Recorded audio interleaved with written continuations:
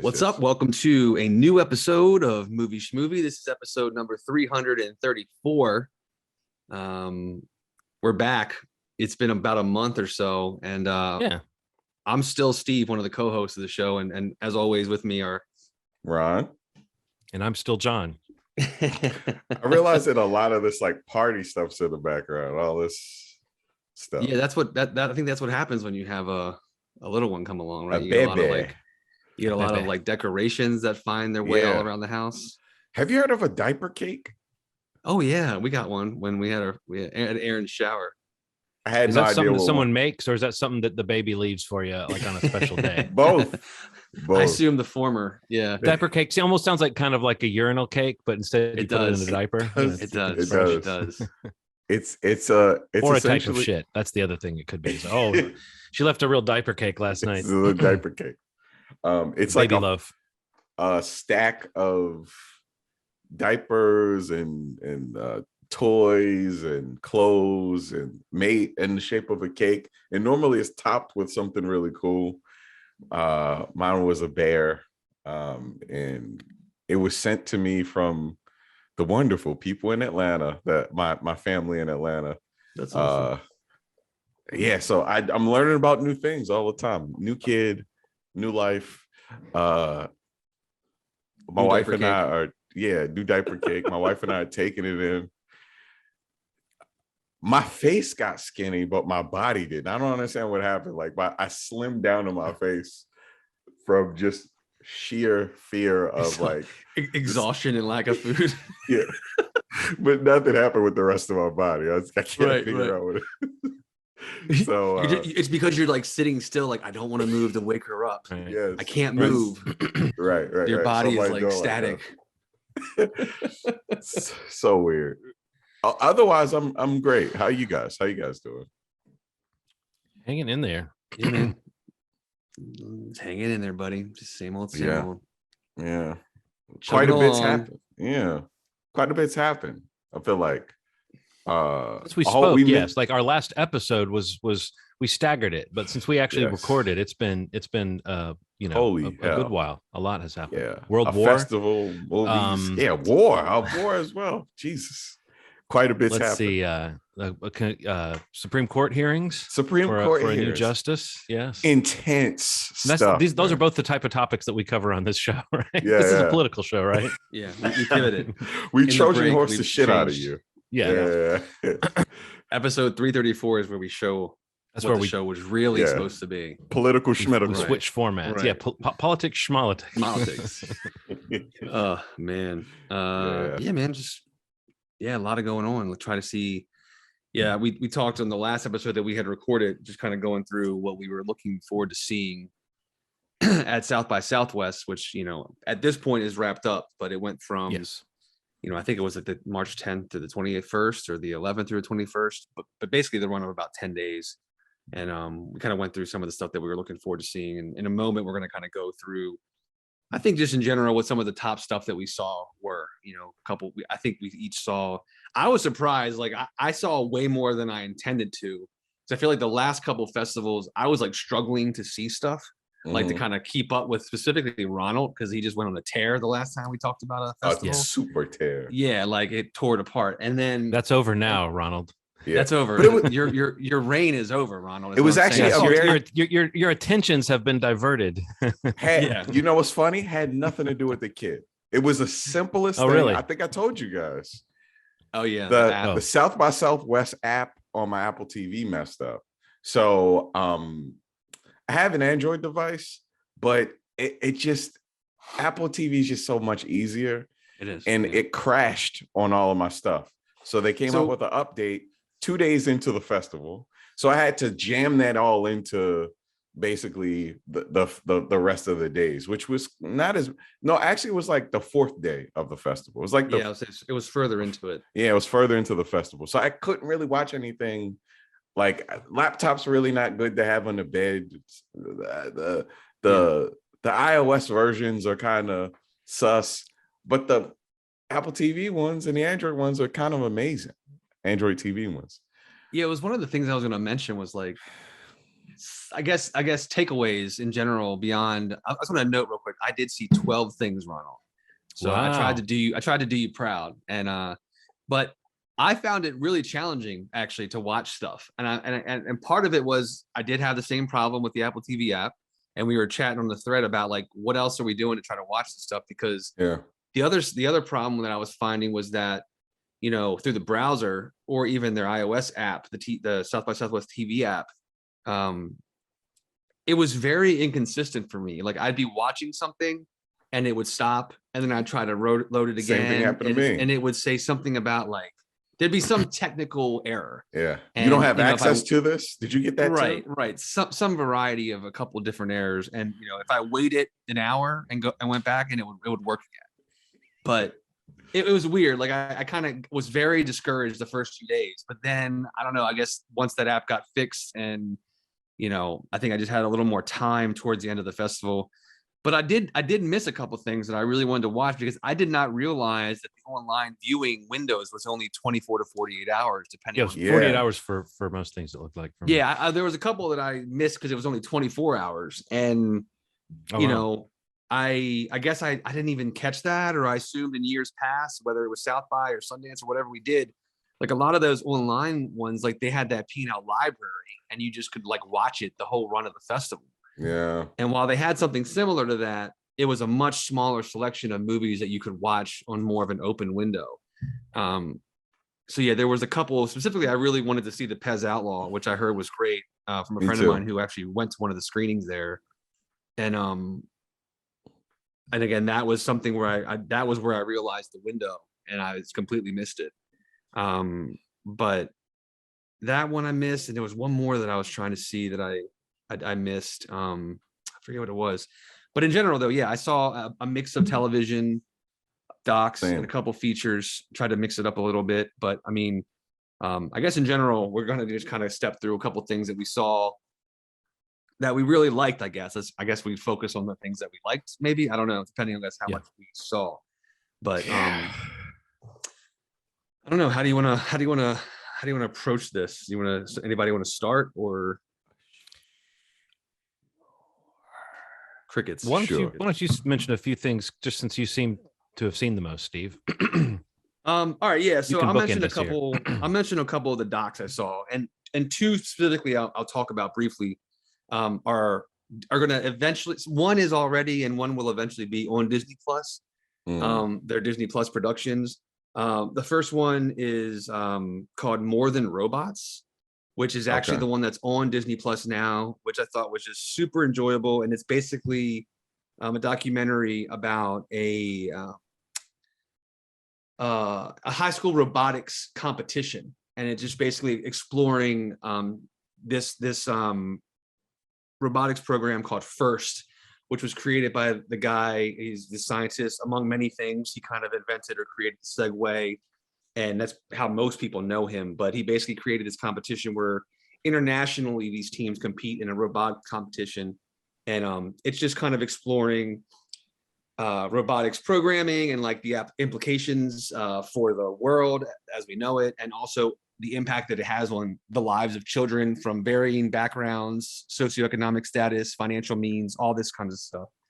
And I think it was directed by Gillian Jacobs, which is was kind of surprising to see her name, but I think it's her debut as a director.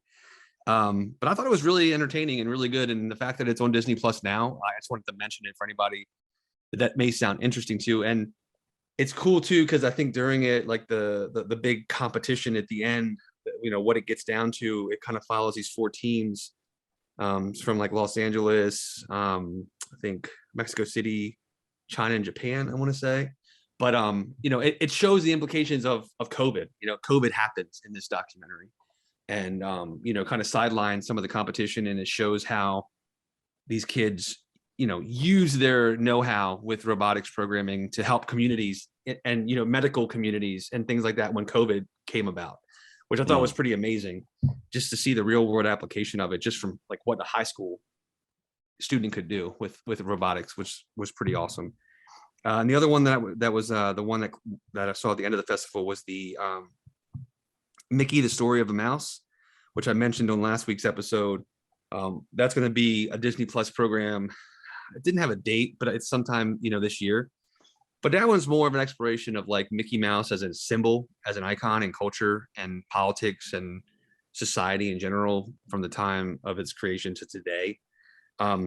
It's a little soft because it's like a Disney Plus production, so it's like there's not a whole lot of time spent on like the questionable parts of Mickey Mouse's history and Walt Disney's history and even Walt Disney Company, as a business. It is some of it is mentioned in the documentary, but that's not the focus of it by any means. But as a Disney fan and of Mickey Mouse in general, like I found it really interesting to learn more about what Mickey Mouse served as during wartime efforts and things like that. But yeah, it was fine, nothing special.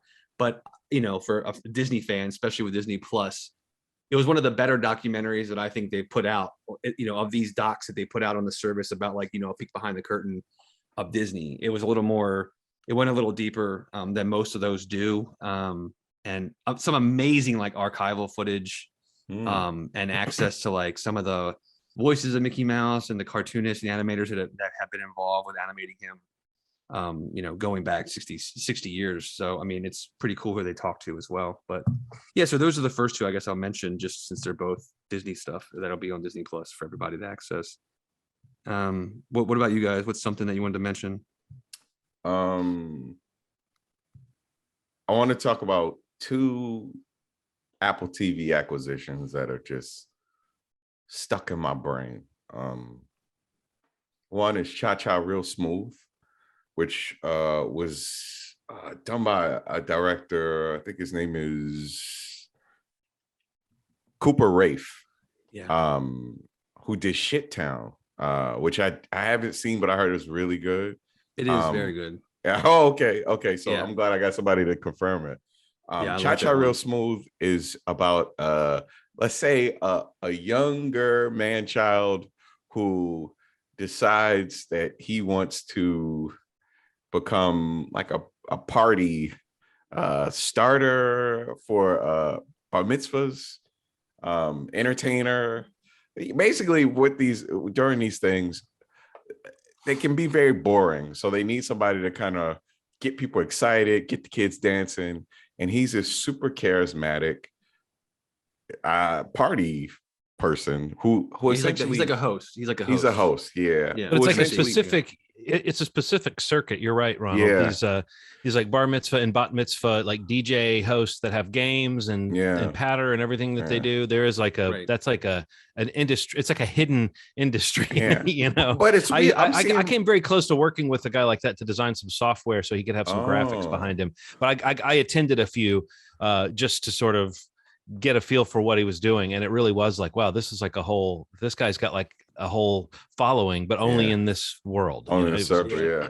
So it used to be like not a thing I knew about, but I see it in like damn near anything that's like a Jewish lead in it or something like. But anyway, it's cool concept, and he meets this young mother Domino who has a kid named Lola.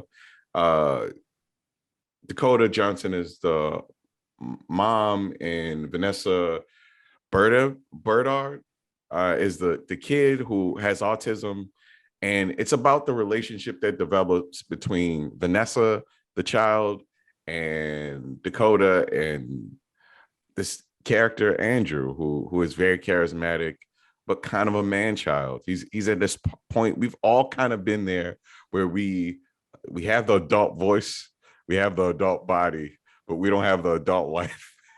I don't know what you're talking about. Yeah.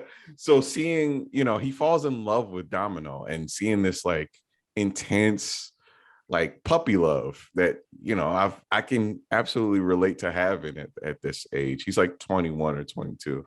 And he falls in love with this girl that's significantly older, and she has some complications that I'm not going to ruin. It's such a well done movie. She's a cyborg. She is a cyborg, sent from the future to kill Andrew's character. But it's a tearjerker, man. Not just because it's anything sad about it, but it's just he taps into something that we can all relate to. and it's effortless. It's a quick movie. I think it's right at 90 minutes. The soundtrack is incredible. And it's just a fun ride, especially when you see the kids in the story that kind of go to the bar mitzvahs. It's a circle of friends, and they go to each other's bar mitzvahs. When you see the relationships that some of these kids develop with Andrew, the lead, played by Cooper Raiff, the director, this thing is like, if it gets it, if it gets submitted, it has a chance of winning something. The way that Coda felt like a asteroid kind of came down and hit the cinematic universe that we exist in. It feels that powerful of a movie. That's the first Apple pickup. The second one I wanted to talk about is They Call Me Magic. Get the fuck out of here. This thing it feels like it's fresh off the heels of the Michael Jordan documentary that came out on Netflix, which was powerful and great, but people forget there was a man that was 6'9", that was a point guard at a time where there were not 6'9" point guards. There would not be a LeBron James. There wouldn't be a Charles Barkley. There wouldn't be some of these big figures that we know in sports had it not been for Irvin Magic Johnson. So when you see, this is crazy because they get like Michael Jordan's on it, Obama's in it. Yeah. Bill Clinton's in it. It's like it's insane. And that's just some of the people. It's one of the most powerful documentaries I've ever seen. And if you're watching Winning Time, it feels like a companion piece. Yeah, I was gonna say it's like a really good kind of also watch, because it's like like mentioning the talking heads that they have. I saw this as well, and I watched it on Apple TV. I saw the pilot at South I by, did the same thing. And then I realized that we had access to it after that pilot premiered. But you're right. Like I feel like the talking heads in it are just like so diverse, and like and even the conversations that you see them having, the filmmakers having with those being interviewed. I think even the settings that they're in are unique and different, and it's not just like everybody's against this playing backdrop or whatever. Yeah.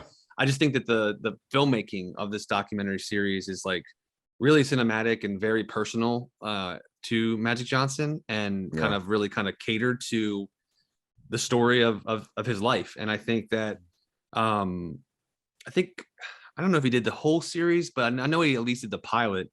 But it's what's his name? Rick Famuyiwa is the guy who directed it. And I think he's just incredible, and I think that the series looks great.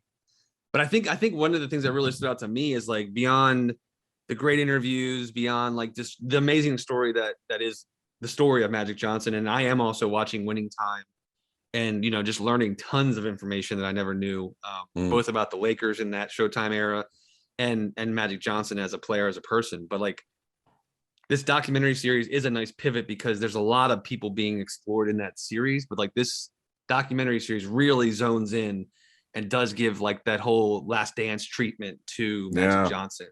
And especially, a year or two after everybody's talking about The Last Dance, and how amazing it is and was when it came out. I think people are going to be talking about this a lot too. And I mean, I think the things that you said, like the impact and changing the game that this player, this man had. He won his first year. He won his first year touching the NBA court. And what differentiates this from The Last Dance, I'm glad you brought that up, is there far more of his contemporaries in it, which makes a difference. So if you understand that, like at one point, Magic Johnson, Michael Jordan, Larry Bird, and every other person that you can think of were kind of competing at the same time. And they're talking about him in the documentary. It makes it feel a little different than say like they had a couple people in The Last Dance, and there's no offense, because I think The Last Dance is almost perfection. Yeah. But having more of his contemporaries, so you understand who he was competing against at the same time, because The Last Dance kind of makes it seem like Michael Jordan obliterated everybody, which is true on some level. Partially true, He got his ass kicked for like 5 years. Magic Johnson won the first year his feet touched the NBA court. And there has to be something like celebrated about that. That it's something happened in the celebration of Michael Jordan that people forget that this man hit the NBA like a meteorite, and he changed the way that people play basketball. Yeah. Like there was no flash, there was no special, there was no behind the backs, there was no full court throws for dunks. There was the Harlem Globetrotters, I'm sorry, have been doing all that shit. And confetti. I forgot to mention maybe even confetti before. into the crowd. They even did it on Gilligan's Island and with Scooby-Doo. So I'm don't I won't stand for this Harlem Globetrotters erasure. Asterix Harlem Globetrotters. But yeah, it's a special documentary that's worth checking out, even if you don't like basketball. So that's the thing, like Last Dance, and They Call Me Magic. I don't know if I gotta be honest, the Last Dance doesn't look like this. I don't know what kind of cameras they were using. I don't know what they were doing. That's what I was saying. Like, I feel like it looks really like, it looks amazing. What is Apple doing? Soundtrack is amazing. Soundtrack's incredible. Out of this world. And in some ways, like, as much as like I do, like, Michael Jordan, is probably the player. But I mean, like, for me, but I mean, I think in some ways, like, just learning more about Magic Johnson's story, like, even beyond basketball, is even in ways more interesting than the basketball of it all. He's an asshole. Just say it. Michael Jordan was an asshole. Right. But I'm saying, so it makes a difference in the way that you think about exactly. it. Exactly. That's right. And the Magic Johnson story is a little bit different because of that. And I think, these players make an attempt to, like, build an empire, build a business, build philanthropy, reach out to the community, give back to the community. And I mean, it could be argued that maybe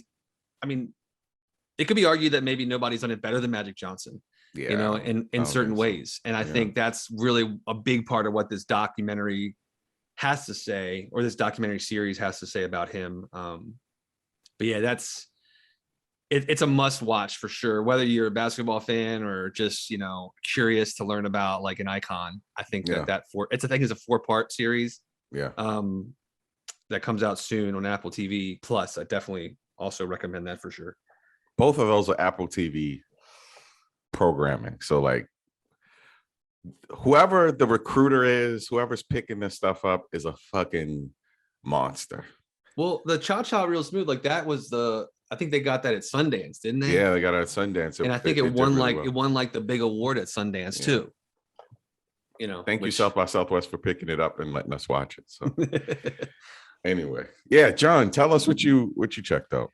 I had a lot of life stuff happening last week, so I saw the least of all of us. But the ones that I saw, I really liked, and the one of which, I guess, since you mentioned a doc and Steve mentioned docs, I will follow up on. You guys remember I was talking about how much I was looking forward to seeing the Kids in the Hall Comedy Punks doc, and I was saying, is this going to be one of those glorified electronic press kit type movies, or is this going to be more akin to the Sparks Brothers, which by all accounts a lot of people saw that movie and enjoyed it. It is a list of the things that happen in the history of that band. So it's like, what makes it engaging is the talking heads and the wit of the actual people. And I would say this Kids in the Hall doc, Comedy Punks, leans much more towards the Sparks Brothers than the electronic press kit sort of thing. It is a sort of shorthand history of their whole thing, but I loved it. I mean, the first time through, I'm a big fan of them. So of course I enjoyed seeing like footage of them now. The fact that they're all still alive and they can sit in a room together and they're still doing stuff and they can enjoy each other's company. It made this documentary fun to see. Yeah. But it also has that air of, okay, you're stopping at a certain point in your story to tell your story. So it's a bit of a victory lap. And these guys are all pushing 60 or something. And comedy is kind of considered to be a young person's game. You don't see that many 60-year-old comedy troupes out there doing sketches, but it's an interesting notion to see that now. And the fact that they're back together now and they're doing essentially a 6th season of their sketch show that ended back in the early 90s. And that's what their new project is for Amazon. This documentary catches them right as they're doing that. So the movie kind of ends with the note that what's coming up next is this 6th season of the show. But again, you think about the Sparks Brothers doc, and a lot of people loved that movie. I think far fewer people bought the most recent Sparks album, and far fewer people maybe enjoyed that Annette movie that they did music for. I mean, I saw lots of people that loved it, and I know lots of people that love their albums. I'm saying that I think one of these documentaries, it's kind of an interesting thing to do, because it's like, well, this might become the best known thing you've done if this hits with audiences, but it doesn't necessarily mean that you're going to become, I mean, the whole premise is these are kind of underground people. You know, Kids in the Hall have always been sort of like a comedian's comedian. People talk about them as an influence, but they never like took over the culture. And Sparks is a kind of a similar thing. That the longevity of the project is what makes it interesting. I don't know. I just found that kind of an interesting note. And I didn't know if you guys had any thoughts about that, like almost like the pressure of you're getting a documentary made about you. Your story's been told. So anything you do after that is sort of like, it's this next act of your career, because you've done the sitting in front of a camera and looked back part. So it's, I don't know, it's an interesting thing to have a victory lap that also ends with a to be continued. But if, you know, for fans of the comedy troupe, I would say this is a great doc. I like that it didn't spend a lot of time excerpting sketches. They use sketches almost to punctuate what's being said, so that there's lots of great clips you can cut to. If you have one of them say something, there's a sketch, a line, a character beat they can cut to. But it does not try to spell out like the history of their comedy and all their famous sketches and all of their recurring characters, which in a way made it kind of fun, because in 90 minutes, it moves really fast and they managed to get a lot of stuff in without ever making it feel like, oh, we're just listing accomplishments or we're just cataloging the history of of this thing. So I think in that way it was successful. And like I said, as a fan, I turned around and watched it a second time. I made my wife come down and watch it. There's some emotional stuff in there with stuff they've been through and how they've kind of gone apart and come back together. And I just think if you followed someone through their career, you eat that up, and you love seeing people look happy and healthy and maybe past the most dramatic stuff. Like these guys appreciate each other now in a way that I don't think they ever did when they were doing their groundbreaking comedy. And this doc is kind of partially about them accepting, like, oh, not only are we lucky to have each other, but we're also lucky to have these fans, these weirdos who have stayed with us all this time. I don't know. It's kind of a nice thing to see creative people stop and appreciate that stuff, you know? So that's awesome.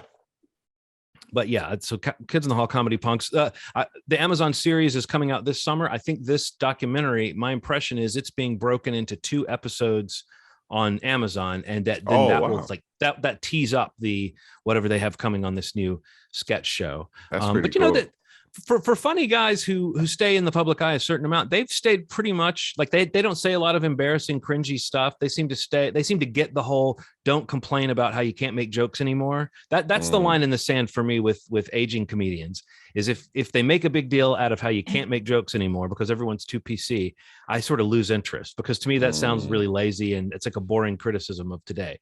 But when people seem to know that you mutate and you grow, I mean, I don't know, I'll be interested to see what their idea of sort of subversive comedy is now that they are, you know, elder statesmen. So yeah, you got the doc and the series coming this summer. So it's not as glamorous as an Apple TV acquisition, but it's Amazon. It's going to come out. So people, you know, it's not one of those documentaries you hear about that's going to take super long for you to get to see it. You'll see it in just a few months if you missed it at the festival. Cool. But what do you guys think about that? Just real quick, that idea of like stopping and having a documentary made about yourself. It almost feels like a narcissistic head trip to be involved in. But if you're an artist of a certain stature, it's like almost like a badge that you are interesting enough to get this documentary. But like, would you say, wait until later, wait until I've done more, wait until I'm at more of a resting point? Or would you say, you know, document me now? I don't think that you should ever not celebrate yourself. I'm starting to get on this in this headspace where like you will never be celebrated as much as you'd like to. Sometimes you have to point people to the river.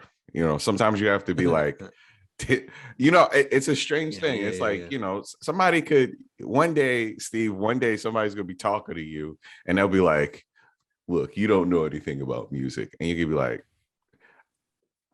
I made music that appeared on things. I'm gonna send you an episode of a thing that I'm not a real big fan of playing humble about that kind of thing, because if you do, you will never be mentioned. If you don't want to be mentioned, you will not be mentioned. You know what I mean? It's like you put it. Yeah, you don't get to pick. That's a good point. You don't get to pick when people want to stop. No. And like you may think I don't do it now, but it's like a week later, who's asking? Yeah, right? it's a strange thing, man. Like like I'm not a big fan of like being like I'm really good at this thing, but if somebody asks, you can point to something, you know, to say, yeah, I do this thing and I'm pretty damn good at it. So like, it seems selfish, it seems weird, but I'm telling you, man, the way that things work, if you don't document it, it doesn't exist. You could have, we ourselves could have built a bridge in Baltimore, right?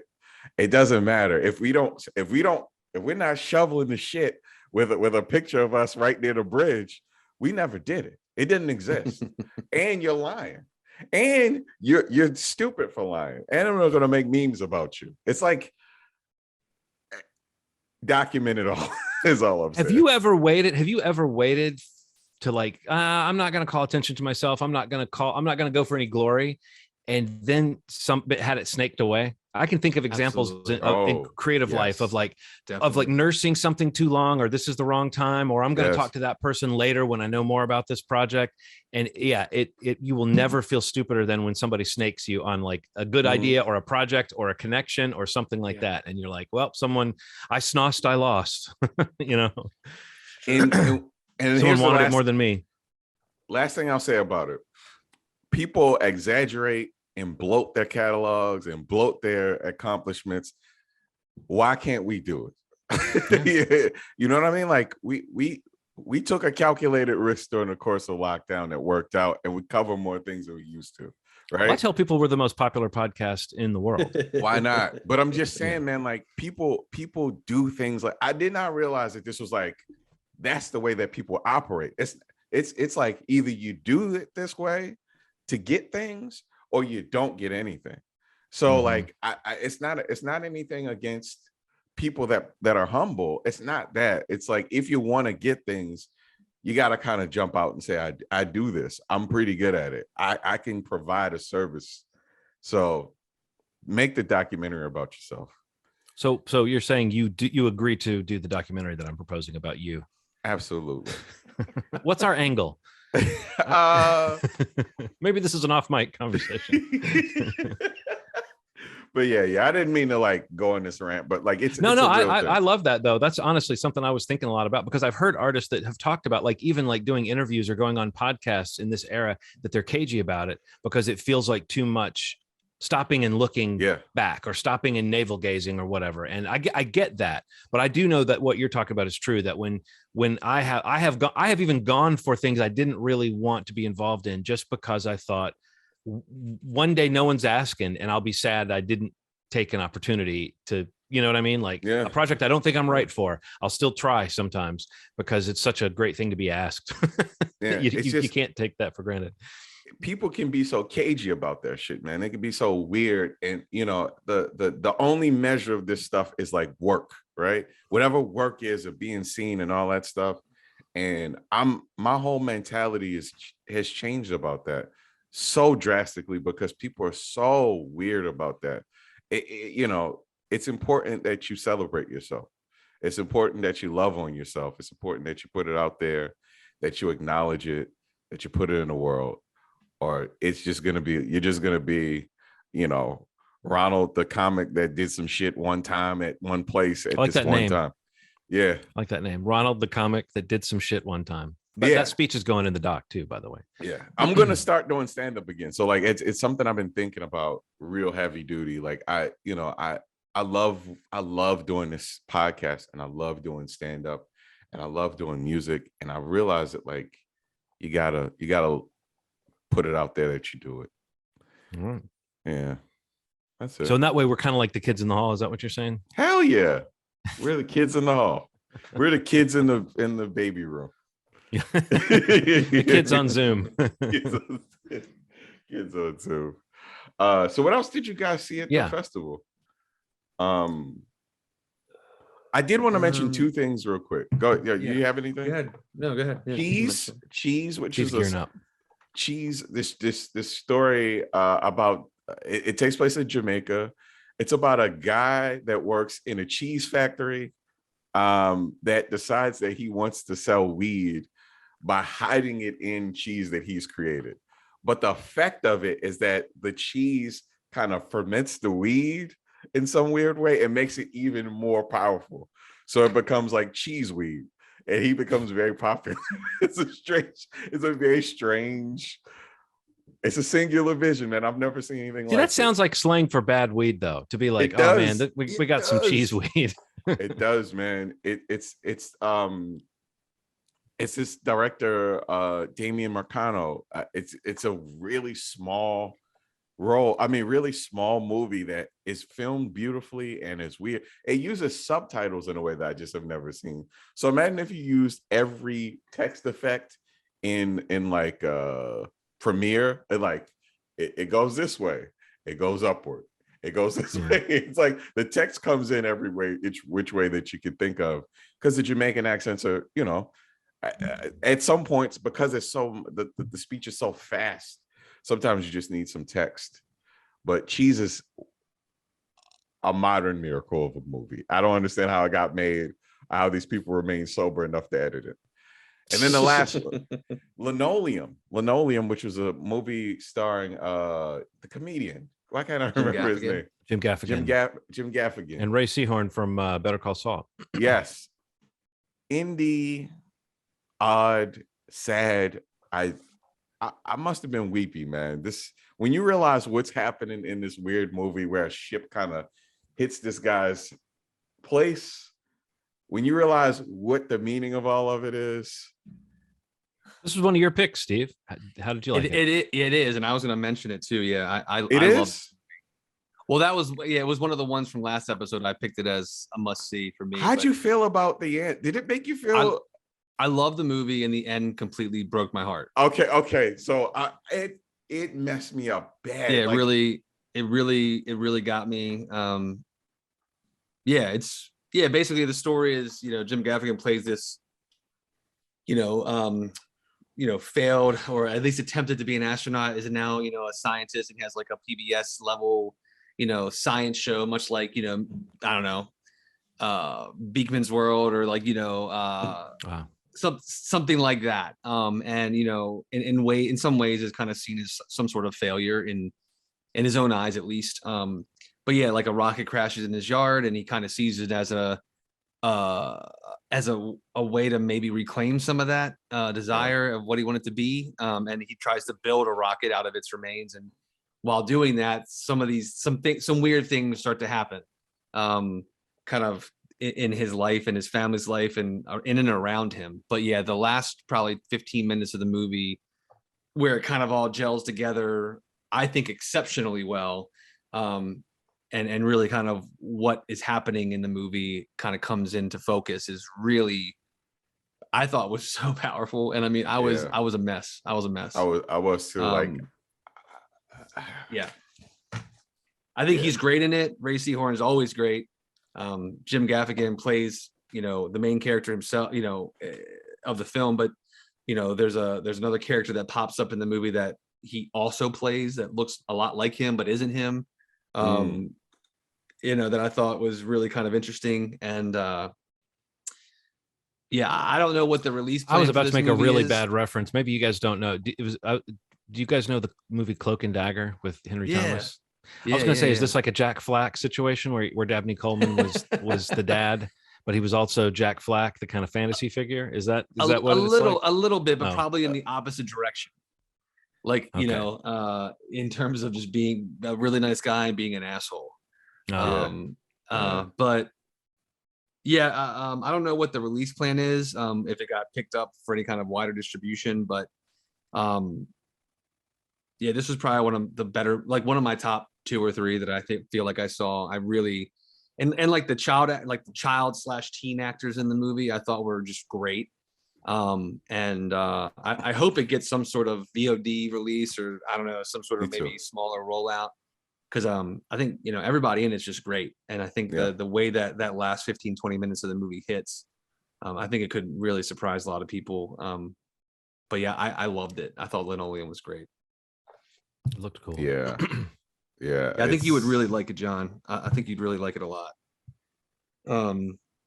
Honestly, most of the other things I was going to mention are like kind of a lot of the docs that I mentioned in last week's episode. I thought Fire Love was great. That's the one that National Geographic's distributing about the husband and wife, the crafts that, like, you know, basically volcanologists who followed all these volcanoes and explored them and documented them, died doing so. But it's just kind of an exploration of their relationship, their history, what they did for the field, and, you know, kind of how that lives on. And just I thought was great.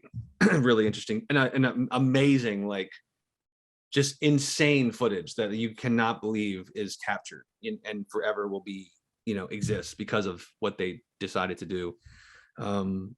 There was a doc called The Thief Collector, which I thought was really good. That is documentary about what's that? What happened? That was a weird documentary to me, man. You didn't like it? This is my issue. It had all the things that make a good documentary. I never thought I'd ever say this. I just wish the people at Netflix would get their hands on it. Shave it down. Like, it feels like 30 minutes. I kind of felt that way watching it, that I feel like this could be one of those Netflix docs. This could be so good. But the story is pretty wild. It basically is just about how in 1985, like this really famous painting went missing from a museum at the University of Arizona. And I guess 30 years later or so, somebody came across it in like an estate sale, like at, you know, for this couple that had passed away. And one of, you know, these groups, these people that buy these estates and kind of go through and kind of take apart, you know, piecemeal and sell it all off. They came across the painting in this couple's home behind a door in their bedroom and like on the wall, and basically kind of came to find out about how they stole this painting and all the other crazy shit that they had done over the years, you know, stealing stuff of pieces, works of art, statues, all kinds of crazy stuff. And what could maybe, there's no way to really know, definitely happened because they're both gone. And there's some writings that the one gentleman like had written while he was alive, and some fiction novels that he wrote that seemed to mirror what they were doing in real life.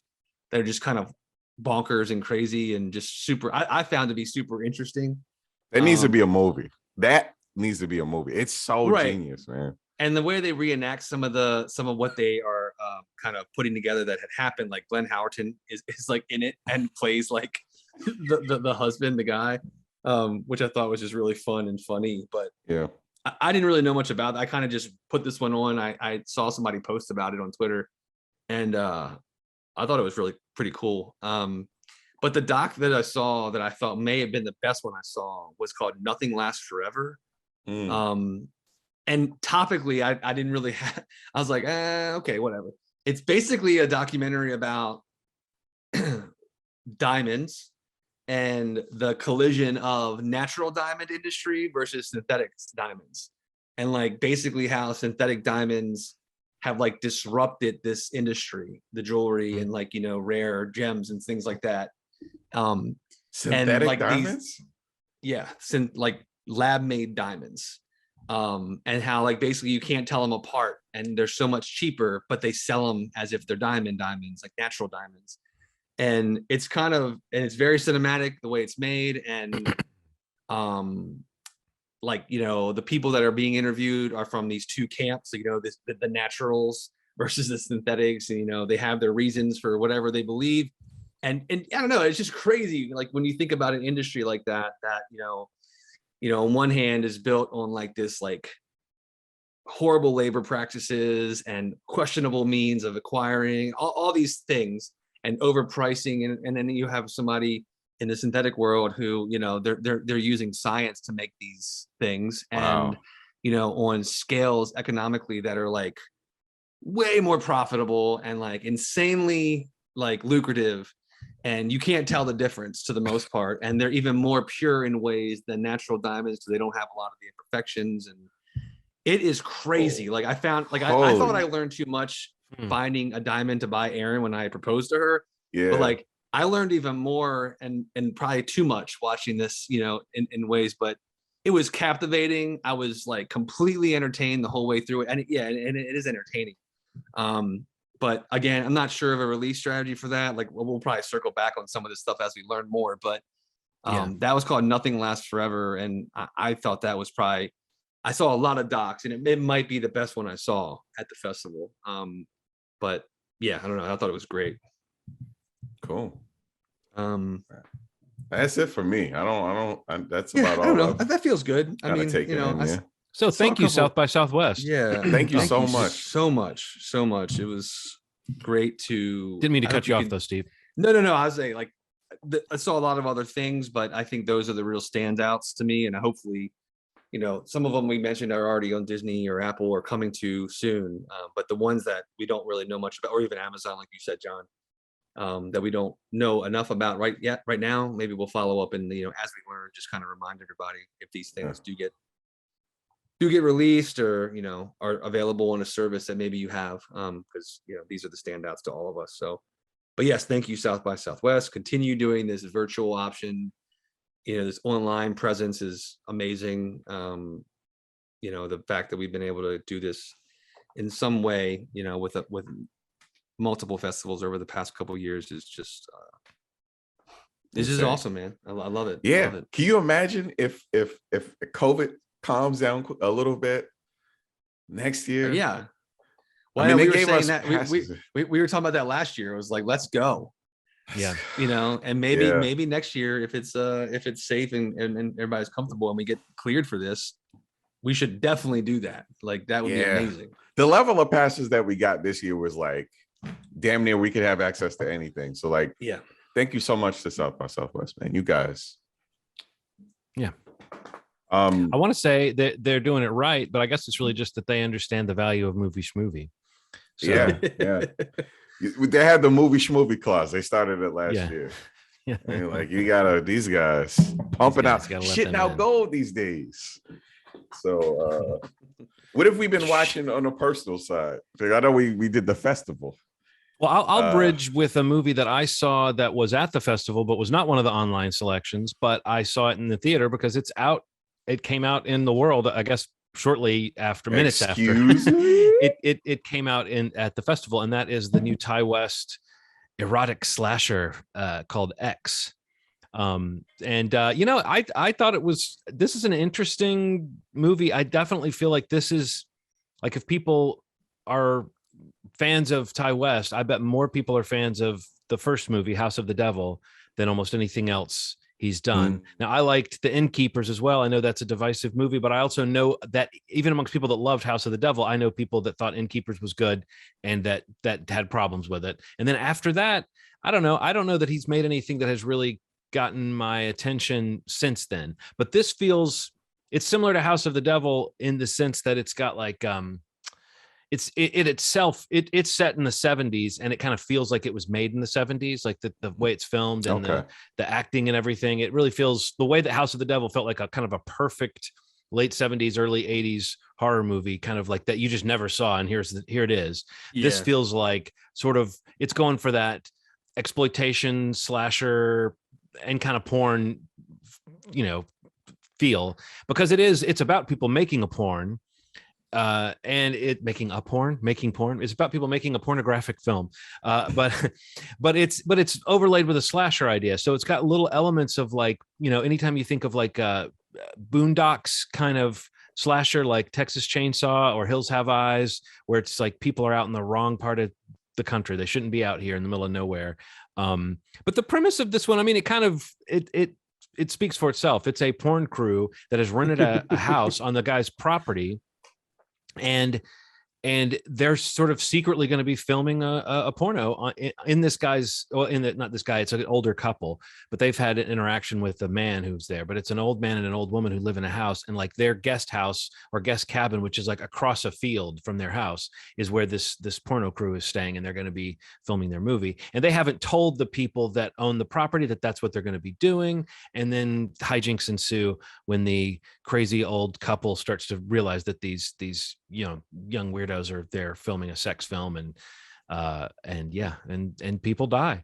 But I don't know, it was like way more kind of aggressively like the porno side of it. Like there's a lot of graphic sex sort of in this without being full on, but I mean, it's like a lot of long scenes of people grinding on each other, and Kid Cudi is in it, and he kind of walks around naked, it seems like, for half the movie. But I don't know. I mean, it definitely had a lot of, it's like, if you're hearing this description, you might be facing the same thing that I was, just like, it's a movie that you watch partially going like, I kind of want to see what happens. I just want to see what this thing shakes out and how it turns out. And like it's a rare occasion in a case like this to get like a little bit more backstory, a little bit more character from what you might call villains in a slasher movie.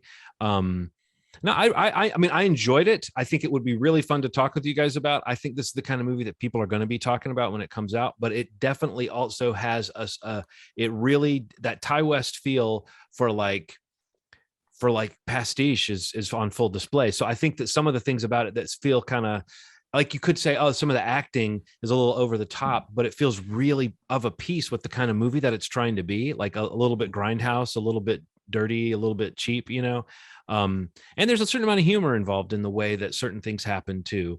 But yeah, I mean, if all that sounds intriguing, I think a lot of people are gonna enjoy this movie. And I know it got a pretty good critical response too, coming out of the festival. People are sort of high on the idea of just, it's skillfully made. Like there's a couple of scenes that are really well done. I think if I had anything to kind of knock against it, I would say that, like, I don't know, the inventiveness of the kills. I kind of expected the kills to just be consistently inventive and gory, and they weren't really. They were kind of sudden, and there's one in particular that really is gross and violent. But in general, I would say that was the only kind of weakness of it for me, is once it ramps up, some of the kind of skill of how the story's being told starts to slip a little bit. But I think still right up to the end, there are interesting moments.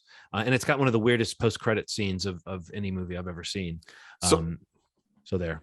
X. Can I ask you a question? A24 has kind of said that this is going to be their I'll first. Take one question. A24 has announced that it's pretty much going to be their first franchise. There's another one coming out. Okay, well, is it good enough? The post-credit scene sort of hints at that. Okay, I would say, because that's the first thing I heard about way when it first got screened. Right? Do you want to see the next one? I guess that's the most important thing. Like, you saw this one. Is it good enough for you to want to see the second one? I think that the tone of the little sneak peek you get of where this franchise could be going doesn't feel as crafted as the movie that you just saw. Okay. But I don't know if that's just because of the nature, and I don't want to say too much more, but I will say that where the next movie, where the sequel or prequel, as it might be, seems to be going, I think I could be made to feel I'm interested in seeing that movie. The little glimpse that we get of it, though, did not interest me that much, but it does feel like it's a premise that feels like they could get more than one movie out of it, if not maybe for some of the seemingly final events of this movie. but I don't know. I think it's one of those things where, yes, you could feel that maybe for an A24 movie, this feels a little bit like this is not trying to do the elevated horror thing. The only thing kind of elevated about it is that it does have that stylistic pastiche of being a throwback, but it does not have, and the other thing is, maybe someone would watch it saying it takes a long time to get to the killing, but a lot of old slashers take a long time to set up characters before stuff gets in. It's kind of a slow burn until it's just absolutely not that type of movie at all. But yeah, I don't know. I read a little bit about that, Ronald, after I saw it, and I'm interested to know that they sort of have already filmed, like they kind of secretly filmed, I think, the follow-up to this movie. Yeah, I'm interested to see it, but the glimpse we got did not look as tightly crafted as the movie we just saw. So it almost feels like it's going for a more garish, schlocky tone than this movie, which was kind of artfully garish and schlocky. Right. I don't know. So yeah, I'm a little interested. I'd probably end up seeing it, but no, when this movie ended, did I need it to have any more to it? I didn't necessarily. I wasn't craving more gotcha. When it got to the end. But okay, just wondering. What about you, Steve? What have you been? I'll recommend a couple things. These are so Jackass Forever is on Paramount Plus, and so many penises. VOD so next week. Many penises. Maybe somebody would think not enough penises. I don't know. I mean, who would say? You're right. But I will say, I just want to thank the sweet Lord, Buddha, Tom Cruise, whoever it is, for Jackass, because I needed this movie this week. I needed to watch this. I needed to pick me up. I needed a laugh. I have said before, I love the Jackass the show, the TV, you know, the film franchise, whatever it is, anything that Jackass is involved with, I love. And some of those movies were like some of my favorite movie going experiences in theaters. But I wish I could have seen this in the theater with an audience, because I feel like it probably played extremely well. But watching it at home was just as joyful for me. Just you know, just the journey of seeing the layout of a terrible thing about to happen, watching the terrible thing happen. You know, people watching the terrible thing happen, then their reaction to it. Yeah, it's just, and then me watching it all, reacting to it. It just is like, just thank God for Jackass is all I'm saying. And if you like Jackass, haven't seen it yet, I can't recommend it enough. You know, there's a couple skits, stunts, whatever you want to call them, that are just, I think, incredible, and maybe some of the better things that Jackass has ever done in this movie. So yeah, if it's on, I think it's on Paramount Plus now, and I think it's going to like a VOD platform starting next Tuesday. Okay. If you don't have that, you can get it next week in a rental situation, or to purchase it digitally. Also, I wanted to recommend a movie called Fresh, which is on Hulu. Yes, this is a movie that was also played at Sundance, that had a pretty big showing and a lot of positive response. But this is a movie directed by I think it's Mimi Cave, and starring Sebastian Stan. Definitely a Sebastian Stan that, I mean, I don't know. Pam and Tommy is one. Yeah, Pam and Tommy is one way you haven't seen him before, and this is probably the other side of it. And then Daisy Edgar Jones, who most people probably know from Normal People, the series. But yeah, I mean, we kind of like watched this. I had been told from someone that saw it at Sundance, like, don't read about it. Don't try to avoid it. So I won't say anything in this comment here outside of just like, you know, what's in the byline about what it's about, you know, modern dating, and, you know, people hooking up, people dating, people getting to know one another, and really getting to know one another in ways that you never you never want to see, I'll just say. But I thought it was really kind of interesting, funny, some really, really tense scenes, and both Sebastian Stan, I think he's incredible in it, and also Daisy Edgar Jones is just fantastic. But again, that's on Hulu, and this is something that like Erin watched with me, like just on a whim, and she was like, and she actually was like not sure she wanted to watch it as you kind of get into the movie and kind of see what's happening. But by the end of it, she was like, wow, I think I really like that movie. And, you know, it's kind of like that kind of experience. It's a ride for sure. Yeah, definitely is. But yeah, that's on Hulu. And I thought that was pretty great. And the other thing I just wanted to mention briefly, I think we talked about it on a prior episode, but I did get to watch a lot of, up until the final episode of Apple TV, Apple TV's new series Severance with Adam Scott, which I fucking love. And I am so angry that I can't watch the finale. It's killing me. And now it's that thing where I'm like waiting 5 weeks or whatever it is to be able to finish this season. But we talked about it briefly, and I'm sure maybe once it all wraps up and we've all seen it, we can talk about it more. But you know, if you're looking for kind of an odd bird of a series, like Adam Scott, some dark kind of suspense thrillery, shadowy business figures, whatever, kind of sci-fi, but not sci-fi, really. Yeah, sci-fi, definitely. I can't recommend that enough. And again, to mirror or echo what Ronald said earlier, I really do think like Apple's got you know a run going, like where they have some amazing programming coming up. And you know, even this weekend, you know, the Oscars are this weekend, and we're talking about a lot of things with Apple, like, you know, acquiring Coda last year, getting Cha Cha Real Smooth, the Magic Zaki series, this series. There's a lot of really exciting things happening for Apple, the streaming platform that they have. And, you know, we'll see what happens with Coda this weekend and its performance at the Oscars. But I just think this is another series that I just feel like more often than not, when I get into these Apple series, I'm just like, wow, these are really good. And I just like the After Party, I thought was great. And this too, I think is just Just really, really good. And I can't wait to see how the season ends in a couple weeks. But it's so unusual. It is. It really is. I was thinking about it just today because I was getting ready for this conversation. I knew you had watched it, and I was hoping we would at least mention it. And I was thinking, like, what is it about that show? You can't just watch it the way you can certain things. You have to really lock into it. Like, yes, it's got such a mood and such a feel.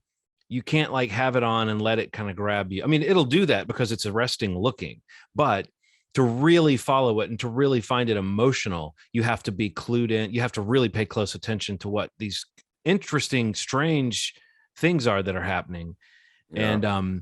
And the thing that I really noticed was that like it's like every moment in it is kind of unique because the situations are so different. Like there's not a single scene that takes place in a normal situation that isn't affected by these weird things that are going on. So like every moment is a unique moment that I don't think could happen in a different show or a different scenario. Do you know what I'm talking about, Steve? Yeah, these weird little human interactions. It can be some weird little office interaction between two characters. And you'll think, well, that's a little bit like observational comedy of a workplace that we've seen before, but we've never seen this moment before because even someone looking over their desk at the other person, what they're doing for a moment. We haven't quite seen this before because what's going on in this place is so mysterious and what they're all doing and the secrets that everybody is kind of keeping on their own cognizance. Like everybody has their own adherence to the rules and their own way of being secretive. And if you don't know what we're talking about, the show has a really simple concept, which is just these characters work in a place that has performed a procedure called severance, which is that when you go into the workplace, something happens where your life outside the workplace is forgotten and you only remember memories formed in the workplace. And then when you leave, those memories stay in the workplace and you go back to your life before. So at first it seems like, oh, this is about work-life balance. But then in a way, it's like plot-wise, it's not this philosophical thing about work-life balance. It's this thing about why does this company not want you to be able to remember what you're doing? What is it about the work that's being done here that they don't want you to go home and have it on your conscience or on your mind? And it's like, suddenly it's like you are, by creating this severed version of yourself that exists in this workplace, you're creating a kind of prisoner in this place. It's really twisted and interesting. And like I said, it makes every interaction weird. And I think by the time you get to the 5th, 6th episode, you're so in it that you're just kind of what you said, Steve, you could just, it's just excellently made. I don't know. I feel, I know when I first started talking about it, I was saying to people that's kind of slow paced, bear with it. But the more I've seen with it, I mean, I agree with you, Steve. It's not like every episode is this distinct great episode of television, but definitely when it gets to the end of an episode, it's like that 24 trick that I used to notice of like, well, now I have to watch the next one because you've done something before you went to black that is like a major step. And there's one moment, I don't want to over talk this, but there's a moment in one of the later episodes where Adam Scott has just seen something upsetting and he's leaving work, and you witness the moment in the elevator where his feelings from work are wiped away. And he goes from like sad and crying to like dead-eyed. And then you witness him coming back to work the next day and he goes from dead-eyed, and then he goes back to that place and all the memories from work come back and you see him have sadness on it. It's, I mean, just from an acting standpoint and a shooting standpoint, it's so, it's so creative. He's great in this. Everybody. I mean, Shortcut. John Turturro is doing amazing work. Christopher Walken is so likable. That actress, I don't have her name on the tip of my tongue, but she's amazing. I was just trying to think of her name. Is she British? I feel like everybody's British. I'm not sure. Everybody's British pretending to be American. Yes. Or Australian pretending. But the Australians do Americans better than anybody, you know? That's what Aaron said. Aaron, look, I just finished Euphoria. Okay. This we're doing it. Her name is Britt Lower, and she's from Chicago, or she's from Illinois. Okay, so she's actually from here. So she was lying when she told Ronald she was British. She lied to me on that date from years ago before I was married and met Aaron. Severance is really cool. It also makes you think about how your experiences affect who you are as a person. Yeah. And to be stripped of that and have two different versions of yourself based on those separate experiences, you become a different person. Your trajectory as a human being changes because of it. So it's heavy, but it's also really easy to watch. It's gorgeous. Really beautiful. Yes, it's gorgeous. A gorgeous show. Now, I guess I'll rattle off some things that yeah. I've What do you been got, watching. Ronald? Like close us out here with what you got. Amy Schumer, you piece of shit. How could you do this to me? You've roped me into a show. Life and Beth. Oscars? Life and Beth. Oh, and Life and Beth on Hulu is a great show. And it was not what I was expecting. I've seen stuff she's done before, which was kind of like swung towards weird and vulgar. And like, this is that, but like with the best storytelling that she's done so far, Wow. Between her and what's the kid's name? Michael Cera. The chemistry that they have on screen together is so good. It's so subtle. It's what real love feels like. It's like, sometimes you watch movies and you see love depicted as like, sure, it can be this like, your heart kind of pumping out of your chest and you speaking in poems. But in real life, most of the time, it's like an unexpected connection that kind of marinates in you and then slowly becomes something super intense, which this kind of felt like. You can kind of see Amy Schumer playing it in a way that feels so realistic that this is like one of my favorite shows in the last couple of years. Wow. My second pick is a nature show that I don't know how everybody can access it, but I know that PBS has it. And I think BBC America has it if you access that. The Green Planet. Jesus Christ. That's all I'm gonna say. It's gorgeous. It tackles nature from all different angles. So how the plants fight, how the animals deal with the plants, how it's a gorgeous, gorgeous interweaving of things. And there's a new camera approach that they have where it basically they use these microscopic cameras that get to go into like ant paths and things like that. So like the view that you see is not like you've seen before. It's like in 4K. It's insane. It's also Atmos. So like it's like you got a whole forest. You got a whole damn forest. The Green Planet is crazy. My last pick, Amy Poehler. What the fuck are you doing in my life? She did one of the best documentaries I've ever seen in my life, and that's Lucy and Desi. In my life. In your Lucy life. Lucy and Desi is one of the better documentaries I've ever seen. Especially of any comedic sort of nature. It tackles Lucy and Desi Arnaz in a way that I just have never seen. Because you always kind of focus on like Lucy's incredible, but it really never tackled the complication of who she was as a person, how their dynamic affected their work. And Amy Poehler, being an active comedian that happens to be a woman, seems to handle this with a care that I just have never seen. The subject matter of love in the workplace, love, in general, and being as productive as humanly possible. Because she was like doing so much. There would be no Star Trek without Desi. There would be no, it's like things like that. Like these are things I knew, but seeing, how these people work together and how, even after they broke up, their love still extended to these really deep gestures. Desi worked with Lucy like after they got divorced. He still wanted her to win. She still wanted him to win.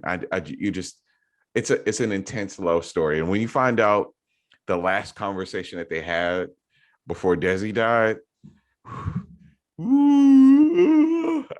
I bawled like a baby. Lucy and Desi is on Amazon Prime. It is a masterpiece. I want to see everything that Amy Poehler does for the rest of her life. I need her to touch this documentary space again, because I just, I watch a lot of, I love comedy, so I watch a lot of comedy docs, and it kind of feels like sometimes they aren't handled with the care that like a thief stealing art is handled for some reason. When these are like people that have affected the culture deeply, Amy Poehler captured this in a way that it deserves some awards. Yeah. Cool. I have to watch that. Very, man. Very interesting. So Amazon. So they have being the Ricardos too, right? That's two. Yeah. That's funny. They have both of those titles. Wow, that's wild. Yeah. This one's great. Awesome. That's what I pretty much watched, man. I have to add that to my queue. I want to see that now. And Winning Time. Big Lucy fan. Yeah, you'll like it. It'll make you watch other things. Because they have this forum that she did at a university that they show a clip of. It's like an open forum after she retired, where she's talking to a bunch of students. If you watch that after it airs, like they show like a real small clip of it. It's on YouTube. She is fucking incredible. Like, she's such a charismatic person, full of amazing stories. And hearing how she helped people after she stopped being as active as she was, like the people that she helped, the way she helped people. Good God, man. Cool. It's good. I'll just throw out there that we've been enjoying Our Flag Means Death over here. Oh my God, that's so good. It's like, I don't know why I didn't mention that. Especially when you give it like now that it's in its 8th episode, and when you start to get a feel for what it's really doing, it's like I think like it's like, oh, I was laughing at the kind of British style, that whatever that New Zealand style of comedy is, that sort of reminds us of our favorite, like Monty Python or whatever, when they would do like a biblical epic and they would riff on it. Like this feels like it's going to do that. It's going to be the pirate show that riffs on pirate stuff, but it's doing its own little sincere storyline with real characters that you like. It reminds me of The Office. Like because Rhys Darby's character is kind of like Michael Scott or David Brent in that he's a fool. More Michael Scott, even, because he's a likable fool. His crew kind of puts up with him and loves him, and his goal is to be like the cool guy who everybody likes, and he can't ever pull that off. But he's not such a failure that you want to spit on him and kick him. You kind of root for him. And I was like, this is very much like a Steve Carell energy. The way that he made Michael Scott sort of like, you for some reason you couldn't hate him and you couldn't think this guy's a loser. There's something about Rhys Darby's gentleman pirate character that's just funny like that. But Taika Waititi is doing some really funny work as Blackbeard, and kind of revealing this like soft underbelly of this. I mean, the relationship between the two of them is very fun. The supporting cast, it just grows as it goes. Like when it first starts, you got to give a comedy time to get its footing. But as it has now left off after the 8th episode, I guess when this podcast comes out, there will have maybe been 2 more that have dropped. It's got a little storyline that's cooking, and there's sort of enemies are amassing against our group of idiots. And so it's going to be kind of fun to see how this show takes the sort of serious stakes and pays them off, but I think probably still keeping intact the group of misfits that we are following. So Our Flag Means Death. Okay, I want to mention two things. I didn't feel like it was my show because it's Erin's primary show, and I kind of, when she starts it up, I come into the room when I hear it. It's incredible. It's really good. Samson KL, who plays Olawade, he's great. What you have to understand about this show is like they've recruited people who have like an incredible following in London. Samson's one of those guys, and he does a hospital like comedy called Bloods that I'm a huge fan of, that I wanted to mention. That's a little harder to get, but it's about he's a paramedic with an older white lady who he believes that he has no connection to in any way, shape, or form. But he finds out that she's more sexual than him. She is crazier than him. And it's this cool ass bond. But he also is incredible in the show. And it's like they handpicked people from British shows that I want to mention on the show that I don't want to like, because you got to dig. Joel Fry, that actor, he was on Game of Thrones. Frenchie? He's great. He's honestly great. I mean, like, he's one of my favorite guys to watch. His comic timing. I even just like his voice. I'm sort of like, I hope he reads audiobooks or something like that. Yes, he wasn't. He wasn't Cruella. Steve, did you see it? Have you seen it yet? Well, my only input is that like this is the perfect example of too much content, because I had no idea this even came out.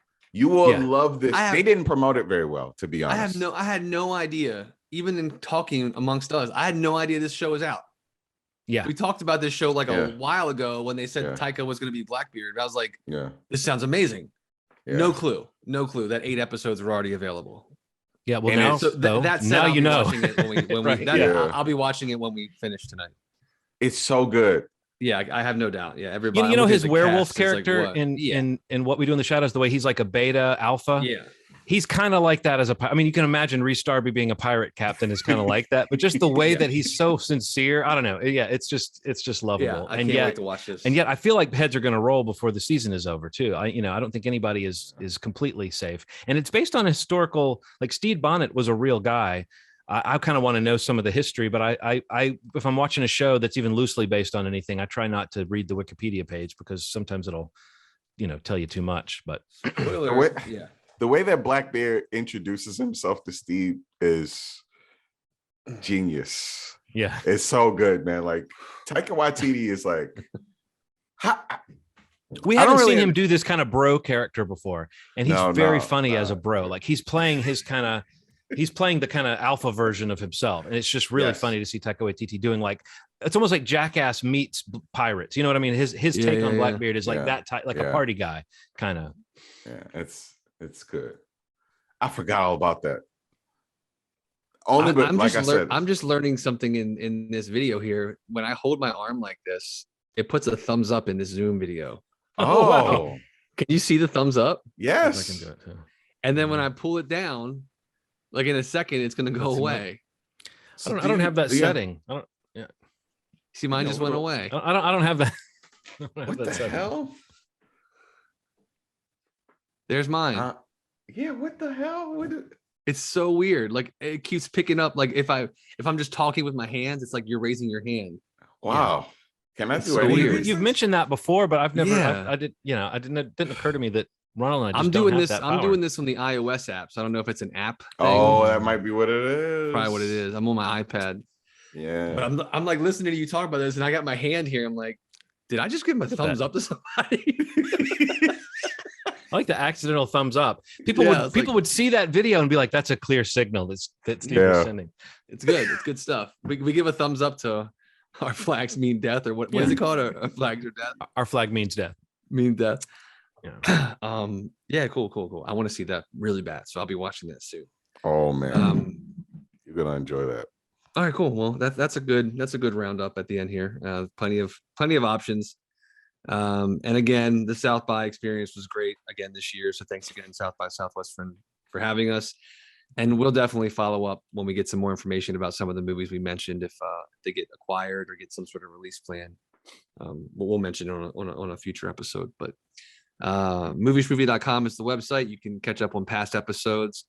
Also, you can jump from there into any of our social media sites if you want to engage, comment, message us if you have ideas for episodes, or have suggestions on how John can get the thumbs up to work on the Zoom platform on his MacBook or on the Mac OS. We're welcome to all kinds of input. Or if you just want to hop on one of the social medias to congratulate Ronald and Aaron on becoming parents, I mean, you can find them there too. Where are you registered, Ronald? Target and yeah, guys, complete that. Yeah, there's jump on. Yeah, there. Look at that resemblance right there. That expression is the appropriate reaction to you too, Ronald. So I want you to know that she already gets it. Here's another one. She's like, what's going on? She's a funny little kid, man. That was the look you had when the South by app wasn't working on the app. What is going on with this app? and kind of like with a baby with Ronald, we're never sure if he's really smiling or if it's just gas. Yes, you never know. All right, cool, man. Good seeing you guys. Good catching up, and I'm guessing we'll be back on a weekly basis here. Hopefully, if everything works out. So we'll hopefully be back next week to Moon Knight. Moon Knight, talk some other stuff. Oh my god, I can't wait for Moon Knight. I feel like something else is coming out. Well, we're going to talk about. Steve and I have seen The Batman. Ronald has not yet. When that comes out, when is it? April 19th is when it's coming. April 19th. Viewing. So I think it's coming out on PVOD later date. I think it's coming out on PVOD before it comes out on HBO Max. But I've noticed something. They don't really talk about that because it'll make people not want to see it when it comes out on something else.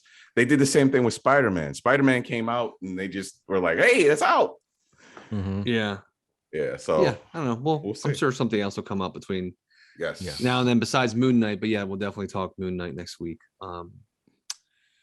Cool, guys. Good seeing you. And thanks for listening to everybody out there. And as always, you've made our day. Thanks. Bye.